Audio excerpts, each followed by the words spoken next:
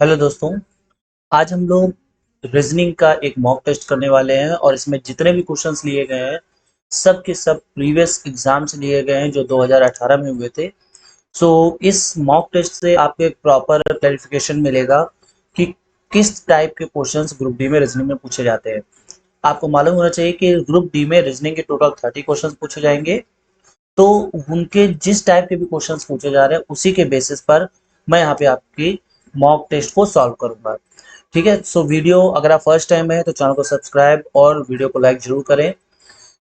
और अगर आप बेहतर टाइम मैनेजमेंट चाहते हैं, अगर आप अपने आप को एग्जाम ओरिएंटेड इन्वायरमेंट में अपने आप को प्रिपेयर करना चाहते हैं तो आप टेक्स्ट बुक का पास जरूर परचेज करें। अगर आप यहाँ पे इसको परचेज करते हैं तो आपको सिंगल पास से लगभग सारे एग्जाम्स के टेस्ट मिल जाएंगे। और अगर आप डिस्क्रिप्शन में लिंक यूज जो है अगर आप उसका यूज करते हैं तो आपको एक्स्ट्रा डिस्काउंट भी मिलेगा। तो आप ये जरूर परचेज करें। एक विद इन जो टाइम मैनेजमेंट है उसके लिए आपको बहुत हेल्पफुल लगेगा और इसके जो क्वेश्चंस है ये अच्छे क्वेश्चंस है, एग्जाम ओरिएंटेड क्वेश्चन रहते हैं। तो स्टार्ट करते हैं अपने पहले क्वेश्चन से। पहला क्वेश्चन है कि इसमें देखिए पहला क्वेश्चन किस तरीके से पूछा गया कि आपको एक प्रश्न और दो कथन दिए गए हैं। प्रश्न का उत्तर देने के लिए कौन से या कौन सा कथन आवश्यक या पर्याप्त होगा उसकी पहचान कीजिए। जैसे क्वेश्चन क्या समझिएगा, 20 डिब्बों का कुल भार क्या है। मतलब आपसे क्वेश्चन पूछा गया कि 20 बॉक्सेस का कुल वेट कितना है, उनमें से प्रत्येक का भार बराबर है। कह रहे सबका भार बराबर है। ठीक है, तो इसका मतलब देखिए पहले 10 डिब्बों में प्रत्येक डिब्बे का एक तिहाई भार है। पहला स्टेटमेंट ये है। उसके बाद 6 डिब्बों का कुल भार 4 डिब्बों के कुल भार के 40 किलोग्राम अधिक है। ठीक है, अब समझिए इसमें क्या कहा गया है। कह रहे हैं पहले 10 डिब्बों में प्रत्येक डिब्बे के एक तिहाई का भार 10 केजी है। अच्छा, इसका मतलब ये हुआ प्रत्येक डिब्बे के एक तिहाई का भार इतना है। तो बताइए टोटल डिब्बे का भार कितना होगा, 30 केजी होगा। उस केस में पहले 10 डिब्बे कह रहा है तो पहले 10 डिब्बे मतलब यहाँ पे हम 10 से मल्टीप्लाई कर देंगे तो ये आ जाएगा 300, यानी 300 का तो बाहर निकल आया। लेकिन उसके बाद फिर कहा गया, कह रहे हैं कि उनमें से प्रत्येक का भार बराबर है, प्रत्येक बराबर भार का है। तो यहाँ तो ये हमें समझ में आया कि अगर 1 केजी, एक डिब्बा 30 केजी का है तो बताइए 20 डिब्बे का मल्टीप्लाई कर देंगे। तो इसका मतलब पहला ही स्टेटमेंट यहाँ पे पर्याप्त है और ये इस क्वेश्चन का आंसर दे सकता है। तो हमारा आंसर हो जाएगा कथन एक पर्याप्त है अगर हमें प्रश्न का उत्तर देना है। बढ़ते हैं नेक्स्ट क्वेश्चन पर। उस व्यक्ति को चुने जो समूह से संबंधित नहीं है। तो देखिए आइंस्टीन, एडिशन, कोहली और ग्राहम बेल। तो इसका सही आंसर कौन सा है, कोहली। क्यों? क्योंकि ये बाकी के जो है वो साइंटिस्ट है। जैसे थॉमस अल्वा एडिसन ने बल्ब का आविष्कार किया था, डीसी करंट का आविष्कार किया था। ग्राहम बेल ने टेलीफोन का आविष्कार किया था। ठीक है, और आइंस्टीन ने सापेक्षता का सिद्धांत ये दिया था, सापेक्षता का सिद्धांत ये दिया था। तो ये जो विराट कोहली है क्रिकेट से संबंधित है, बाकी सब क्या है, तो बाकी सब साइंटिस्ट हैं। बढ़ते हैं अपने नेक्स्ट क्वेश्चन पर। कह रहे हैं कि यहाँ पे एंगल ए सी बी का मान क्या है। तो देखिए ए सी बी मतलब इस एक्स की वैल्यू हमें बतानी है। तो इस एक्स की वैल्यू यहाँ पे एंगल डी कहा है कितना, 60 डिग्री। तो इसमें ये कहा गया है कि कौन सा यहाँ पे फर्स्ट सेकेंड या थर्ड जो इसका आंसर दे सके। ठीक है, तो यहाँ पे हो जाएगा आंसर 1 और 2। 1 और 2 से क्या होगा कि हम इसको आसानी से सॉल्व कर सकते हैं। कैसे, देखिए x की वैल्यू यहाँ पे बतानी है और ये पहले स्टेटमेंट, ये तो एक पहला स्टेटमेंट है। दूसरे स्टेटमेंट क्या कह रहे हैं कि डी 60 है। तो इसका मतलब ये हुआ कि दोनों स्टेटमेंट जरूरी हैं तभी हम इसको हम वैल्यू बता पाएंगे। अगला क्वेश्चन है। इसमें कहा गया है कि दी गई आकृतियों में से कौन सी उत्तर आकृति प्रश्न आकृति श्रृंखला में रिक्त स्थान पर आएगी। ठीक है, तो अब देखिए ध्यान से समझिए। यहाँ पे कोई सर्किल टाइप में है, उसके बाद यहाँ पे दूर हो गया है, फिर यहाँ नजदीक है। तो अगले वाले में क्या होगा, दूर हो जाएगा, यानी ऑप्शन नंबर बी इसका सही जवाब होगा। मतलब आप फिगर्स को ध्यान से देखिए तो आप पाएंगे कि देखिए यहाँ पे दो सर्किल जुड़े हुए हैं, फिर वही दोनों सर्किल एंड में पहुंच गए, और यहाँ पर दो स्क्वायर जुड़े हुए हैं, तो सिंपल सी बात है कि यहाँ पे दोनों स्क्वायर एंड में पहुंच जाएंगे। ठीक है, तो इसमें हो गया ऑप्शन नंबर बी।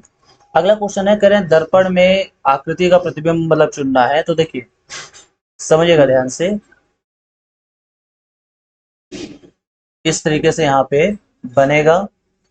यहाँ पे यहाँ पे कौन सा बनेगा, तो यहाँ पे डार्क वाला बनेगा, क्योंकि ये मिरर के नजदीक है तो ये पहले नजदीक बनेगा, और जो दूर है वो दूर बनेगा।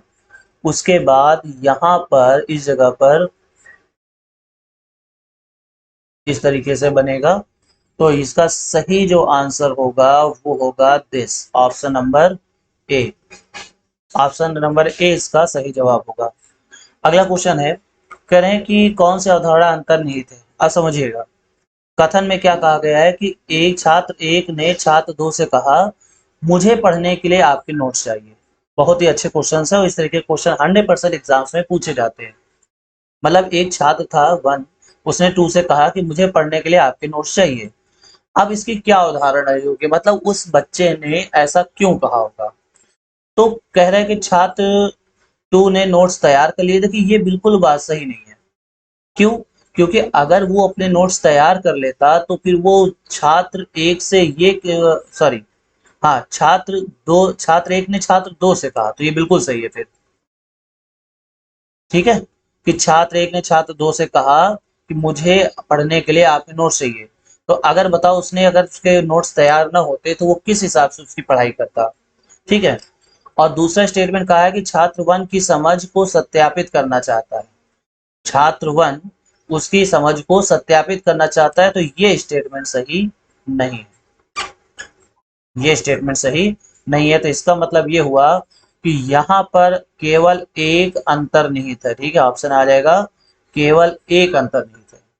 ठीक है, देखिए यहाँ ये जो सेकंड स्टेटमेंट कहा गया है कि एक छात्र उसकी समझ को सत्यापित करना चाहता है, तो ऐसा बिल्कुल नहीं है। मतलब वो उसको चेक नहीं करना चाहता है। एक्चुअल में ये भी हो सकता है कि उसके नोट्स तैयार ना हो, किसके, छात्र वन के।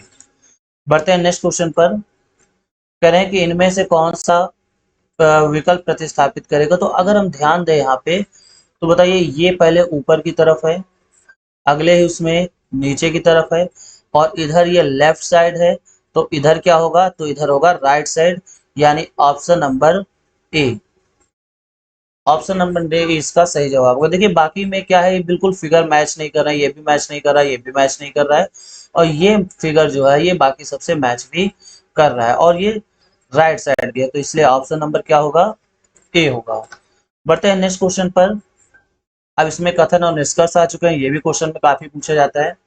इन्होंने जैसे कहा है कोई गाय बिल्ली नहीं है, मतलब कोई गाय बिल्ली नहीं है, और सभी बिल्लियों की मूछें हैं। सभी बिल्लियों के मूछे हैं, मुस्टैच है। तो कह रहे हैं कुछ गाय बिल्लियां हैं, तो ये तो स्टेटमेंट में साफ साफ लिखा हुआ है कि कोई गाय बिल्ली नहीं है, तो बताइए ये तो हो ही नहीं सकता।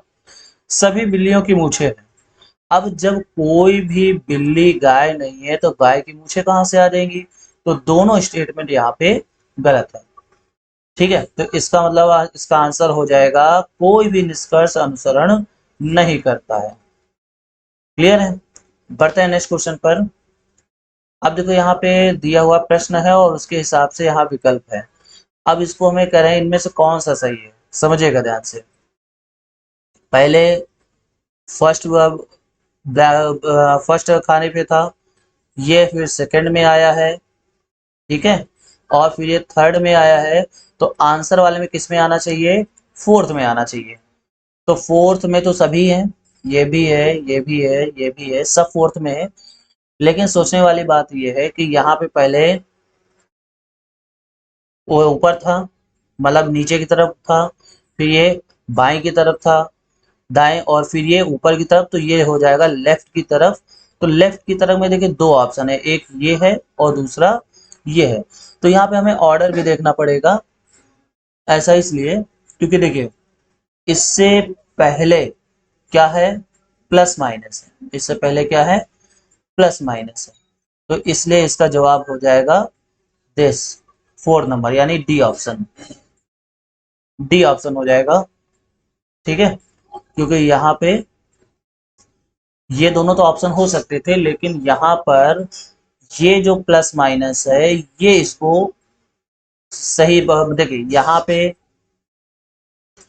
प्लस माइनस स्टार, ठीक है, यहाँ प्लस माइनस स्टार, यहाँ पे प्लस प्लस और स्टार करके लिखा हुआ है।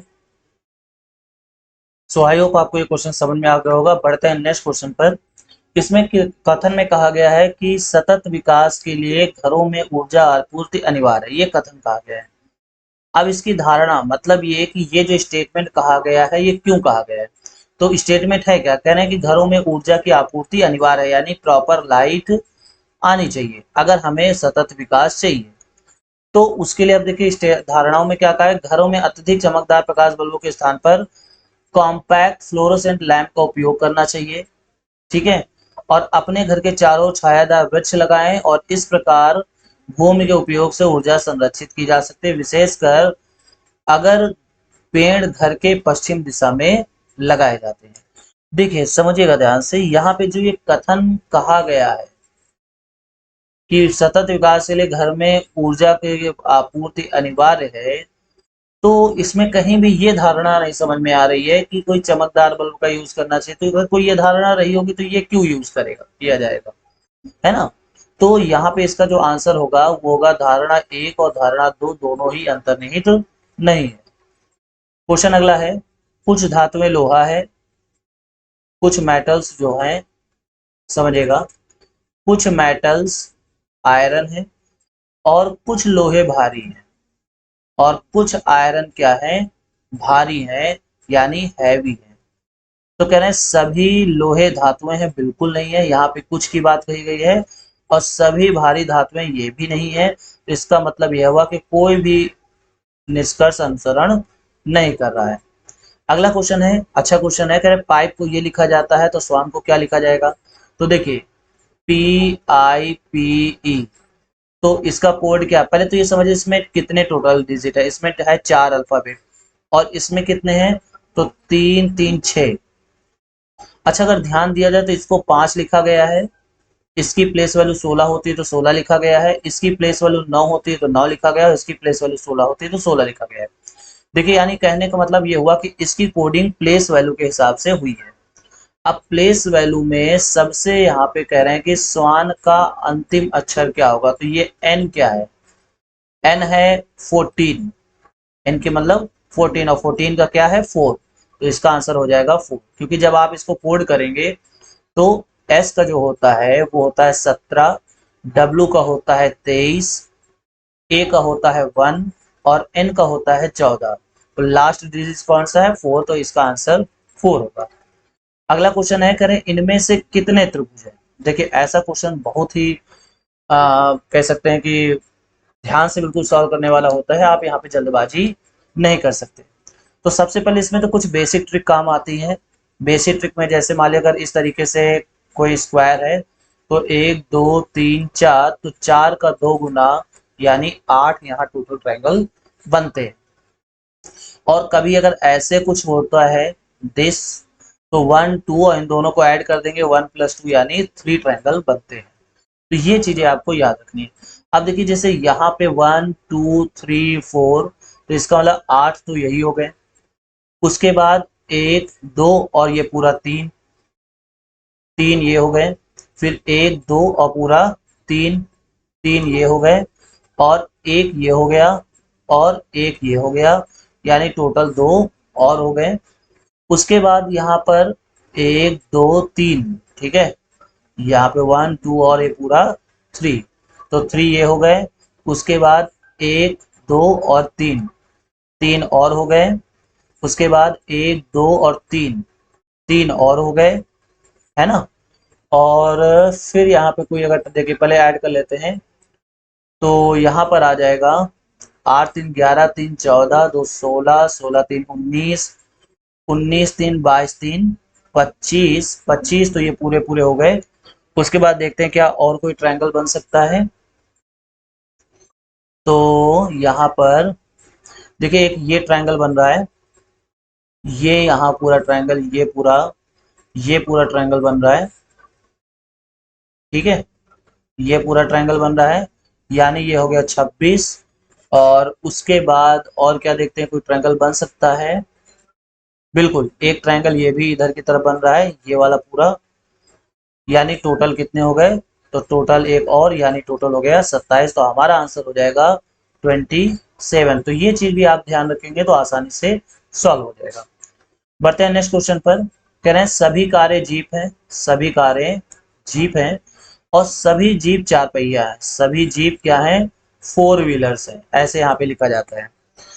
तो कह रहे हैं कि सभी चार पहिया कारें हैं, बताइए सभी चार पहिया कारें नहीं है, देखिए इसका कुछ पार्ट कार के अंदर इसमें आ रहा है, तो ये तो अनुसरण नहीं कर रहा है, यहाँ पे सम की बात आती तो ये सही होता। कुछ चार पहिया जीप है, बिल्कुल सही है, ये सही है, क्योंकि देखिए इस पूरे चार पहिया में से कुछ पार्ट जो है वो जीप का है, ये जो कुछ पार्ट दिख रहा है ये जीप का है, इसका मतलब ये बिल्कुल सही कहा गया है। तो इसका मतलब केवल अनुसरण, केवल निष्कर्ष दो अनुसरण कर रहा है। बढ़ते हैं नेक्स्ट क्वेश्चन पर।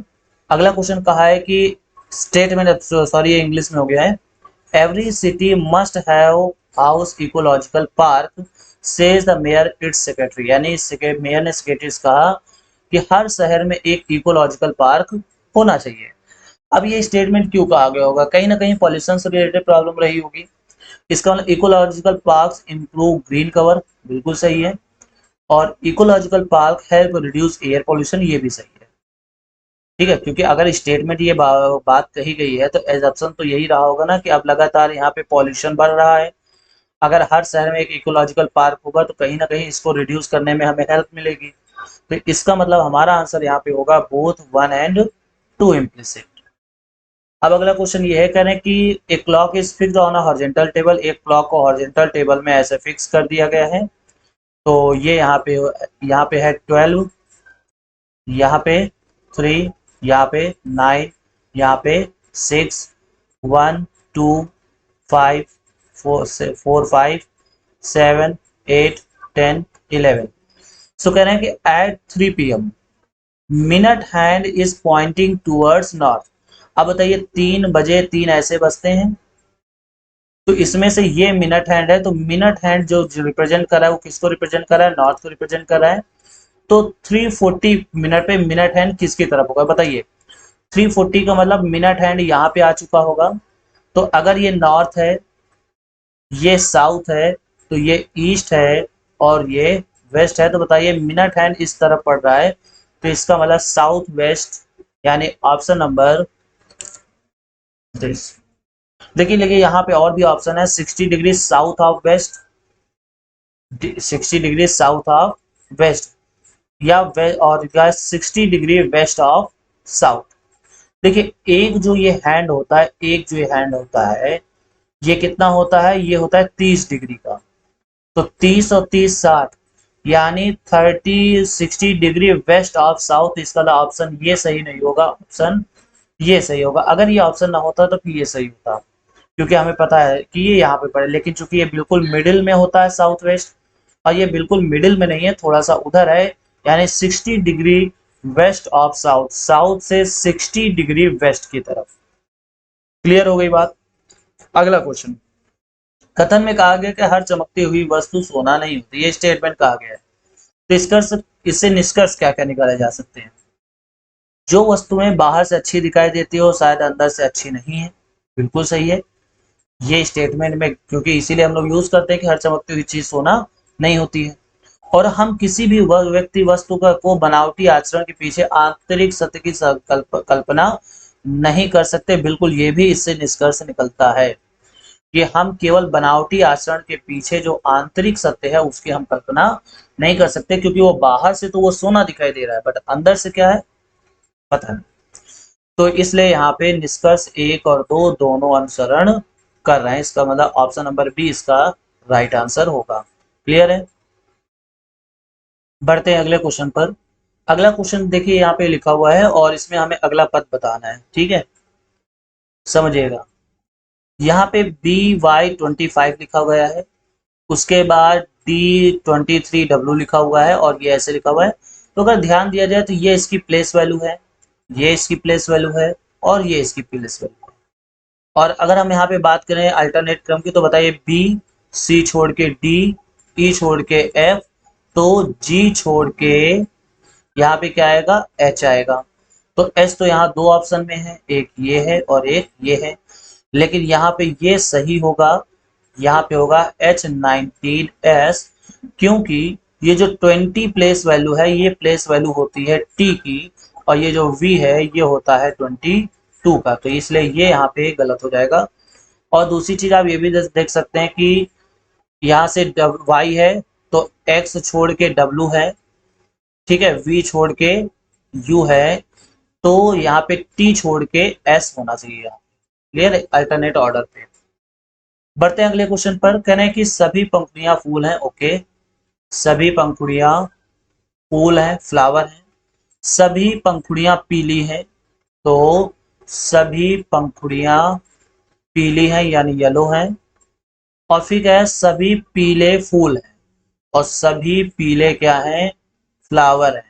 तो आप बताइए, इस फिगर को हम लोग कंसीडर नहीं करेंगे, इस फिगर को कंसीडर करेंगे, क्योंकि ये पूरी चीज इसके अंदर आ चुकी है। फिर कह रहे हैं सभी फूल पीले हैं, सभी फूल पीले हैं, बिल्कुल नहीं, देखिए फूल का कुछ पार्ट येलो में आ रहा है, फूल का, फ्लावर्स का कुछ पार्ट, जो ये पार्ट है ये केवल येलो में आ रहा है, इसका मतलब ये स्टेटमेंट तो गलत है। सभी पीले पंखुड़ियां हैं, बिल्कुल गलत है, क्यों, क्योंकि देखिए यहाँ पे पूरे जितने भी पीले हैं उसका कुछ पार्ट पंखुड़ियों में आ रहा है, ये वाला जो पार्ट है ये केवल पंखुड़ियों में आ रहा है, इतना पार्ट ये वाला नहीं आ रहा है। तो इसका मतलब ये हुआ कि यहाँ पे कोई भी निष्कर्ष अनुसरण नहीं करता है। बढ़ते अपने लास्ट क्वेश्चन पर। इसमें कहा गया है कि कौन से विकल्प आकृति प्रश्न आकृति से निकटतम समानता दर्शाती है।